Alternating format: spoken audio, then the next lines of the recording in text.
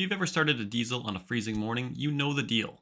That loud clatter, that haze of white smoke, that rough idle that makes you wonder if something's wrong. Well, today we're going to go over what's actually happening inside that diesel engine during a cold start and what changes as it warms up to full operating temperature. We're going to be covering a lot today, including what cold really means for diesel engines, battery and cranking physics, intake air heating systems, and a whole bunch of other things that affect cold starts as well, along with best practices for warming up an engine properly.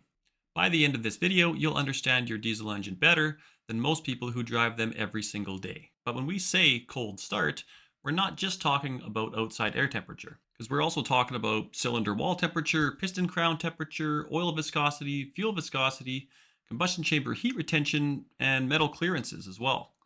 In engines like the Cummins ISB 6.7 liter or the Navistar 444E, normal operating coolant temperature is roughly 190 to 205 degrees Fahrenheit or 88 to 96 degrees Celsius.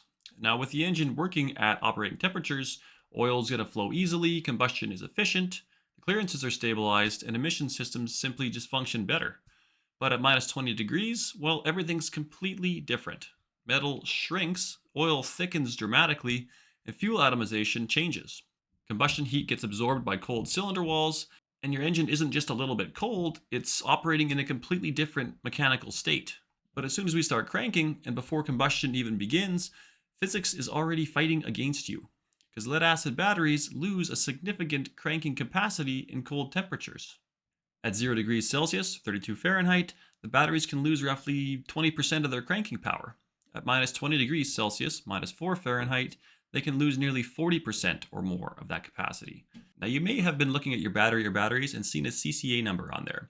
That means the battery has been tested to deliver that number of amps at minus 18 degrees Celsius or 0 degrees Fahrenheit. There's also another number on there called the CA number or cranking amps, which measures amp delivery at 0 degrees Celsius or 32 degrees Fahrenheit. That's why cold cranking amps matter so much more in diesel applications during these extreme cold starts.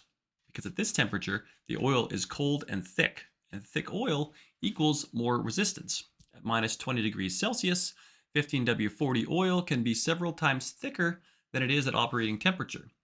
That means the starter must not only overcome the compression ratios of a diesel engine, which are 16 to 1 to 20 to 1, somewhere in there, but it also has to overcome the crankshaft pushing that thick oil through the bearings as the oil pump is fighting resistance immediately as well. Now, all of this results in a slower cranking speed, which means lower compression temperatures, harder ignition, and more strain on the starter itself. And this is the first stress point of a cold start. Now, if you've watched any of my other videos, you've likely learned that diesel fuel ignites from heat generated by compression. But when everything is cold, compression heat simply might not be enough for combustion to occur. So what do we do in this case? We give the engine some heating help through the air system. In smaller or medium duty diesels, they may use glow plugs, which help to preheat the cylinder. And these glow plugs sit directly inside the combustion chamber at the top. And they can heat anywhere from 800 to 1000 degrees Celsius. They significantly warm the air in chamber walls, which helps reduce the ignition delay dramatically. And similar to this concept are grid heaters. These sit in the intake manifold and they heat that incoming air. They raise the intake air temperature before compression. But the goal is really the same, to shorten that ignition delay and to help stabilize that early combustion. Because without preheat, you'd be seeing heavy white smoke, extended cranking, and a rough idle. Now, both glow plugs and intake heaters also take lots of energy and amps from the batteries. These systems have relays to turn them off and on when they are needed, but it's just another factor that brings down that whole battery capacity when you need it the most. But let's say the preheat has done its thing and now the engine fires. You'll notice it doesn't sound like it does when it's warm. That's because in a warm engine, fuel is injected and then almost immediately it ignites. In a cold engine though, that fuel is injected, but because everything is cold, it doesn't ignite immediately and there's a bit of a delay. When this happens, fuel accumulates inside the cylinder and eventually ignition will occur, but it's followed by a rapid pressure spike. And that rapid pressure spike rise is the classic diesel knock you're hearing during a cold start. It's not detonation like a gasoline engine, it's delayed auto ignition causing a sharper pressure curve. But there's more still working against the engine, and that's in the fuel system. And since the fuel is cold, it's also a little bit thicker, and it breaks into larger droplets during injection. Now, due to this, it vaporizes slower, and larger droplets burn less completely as a result of that poor atomization. Now, this can result in white smoke due to unburned or partially burned fuel vapor, and along with a rough idle and uneven firing. But wait, there's more yet, because the cylinder walls are also cold. And they steal some of that early combustion heat inside the cylinder as well. Now, that combustion heat transfers quickly into that cold metal, and that lowers the peak combustion temperature. This lower temperature means reduced efficiency and more unburned hydrocarbons. This results, again, in increased smoke as well. And as the metal heats up, less heat is lost, and combustion begins to stabilize. But that's not it, because we haven't even discussed oil and lubrication yet. Now, this is the heavy wear zone, and studies consistently show that a significant portion of engine wear happens during startup. Now, why is that? Well, that's because lubrication is not yet fully established until oil pressure builds and parts have heated up properly. And then there's also oil pressure versus oil flow. Because you see, cold oil creates high pressure quickly, but this pressure is not always necessarily good flow.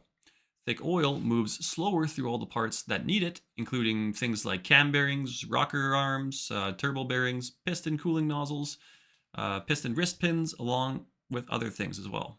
Now, until oil forms a full hydrodynamic film, components are in something called boundary lubrication.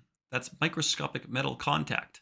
And things like the turbocharger are especially vulnerable because they spin immediately. And they have very tight clearances that depend entirely on that oil film. This is why revving a cold diesel engine is asking for wear. But wait, we're not done yet. Because in normal operating temperatures, metal has expanded slightly due to the heat of the engine. Now, cold pistons are slightly smaller than at operating temperature, and aluminum pistons expand more than cast iron blocks.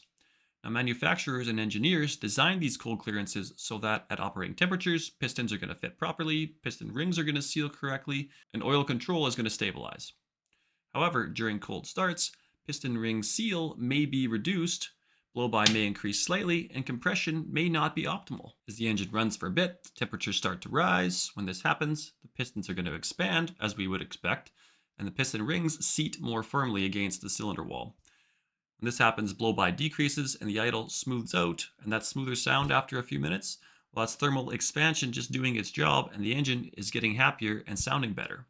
And in newer engines, there's another component willing to help out during these cold temperatures, and that's the ECM, or the engine control module. Modern common rail fuel systems adjust heavily during cold start, and they are told to do so by the ECM. Now, some of these strategies can include advanced injection timing, increasing pilot injection events, which are small amounts of fuel injected before the main injection event, raising idle RPM, increasing fuel quantity, and activating the intake heaters longer. Now, these strategies help to reduce that ignition delay we discussed earlier, along with stabilizing idle, speeding the warm-up process, and reducing smoke. Now, older mechanical injection engines didn't have this luxury, however. They relied purely on mechanical timing and glow systems. But let's talk a little bit about prevention, because there's another system that lends a hand in cold weather as well.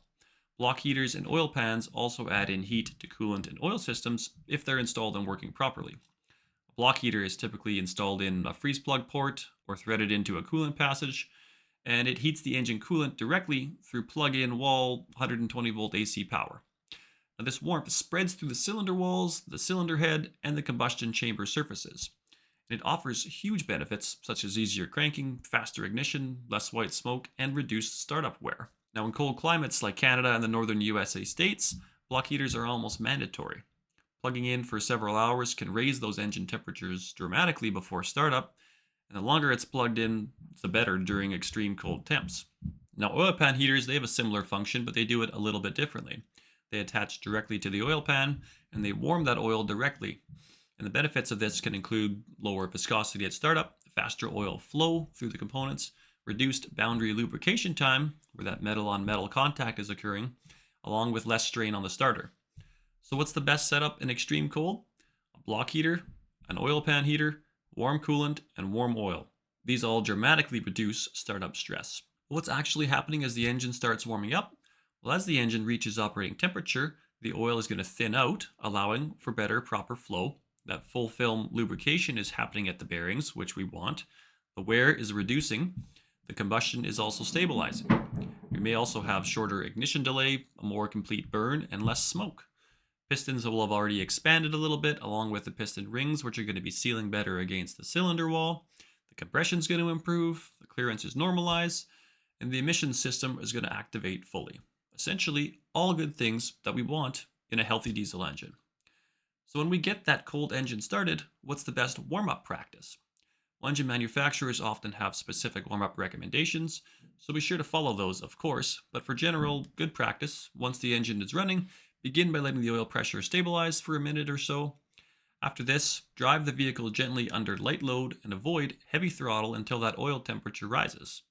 Load warms an engine faster than idle does, so allowing the engine to idle until operating temperature is reached is not the best practice, as it takes a long time and leaves the engine parts in that heavy wear zone longer than we want. And if you're thinking about immediately putting that machine to work cold, well, that's simply just asking for long-term wear on the engine. So when you hear that loud cold clatter, remember that it's a number of things happening all at once. It's ignition delay, it's heat loss to cold metal in the cylinder walls, it's thick oil resisting movement, its clearances stabilizing, and its combustion chemistry catching up.